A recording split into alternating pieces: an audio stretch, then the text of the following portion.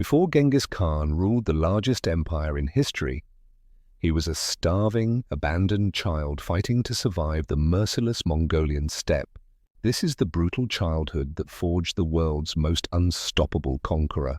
Temujin was not born a ruler. He was not born with warriors chanting his name or nations trembling at his footsteps. He entered the world on the unforgiving Mongolian steppe, where life was a harsh test and only the strong survived. His father, Yasuge, was a respected tribal leader who named his newborn son Temujin after a powerful enemy warrior he had once captured. It was a name meant to symbolize strength, but fate had other plans. When Temujin was only 9 years old, his father was poisoned by the Tatars. With Yasuge's death, the family lost all protection. According to the brutal traditions of the steppe, no tribe had any reason to follow a weak widow and her children. Temujin's family was abandoned, left to starve in the open wilderness. His childhood transformed into a daily battle for survival. He and his siblings scavenged for roots, berries, and tiny fish. Nights were spent shivering beneath the freezing Mongolian sky.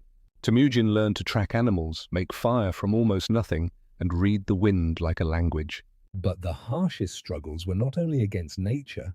Conflict grew within the family, especially between Temujin and his older half-brother Bekta. In a grim moment shaped by hunger, fear, and desperation, Temujin killed Bekta. It was a heavy burden, yet it taught him the cruel lesson of the steppe.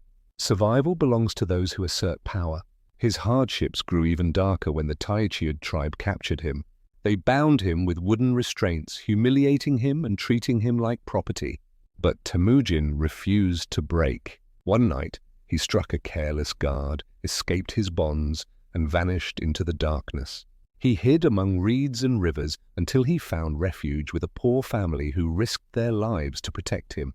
It was one of the rare moments of kindness he received in his early years. Every wound he carried, his father's death, betrayal, starvation, and captivity, etched itself deep into his heart. But instead of crushing him, these hardships forged him. They hardened his spirit. They carved out the relentless determination that would one day build the largest land empire in human history. Temujin's brutal childhood was not just suffering.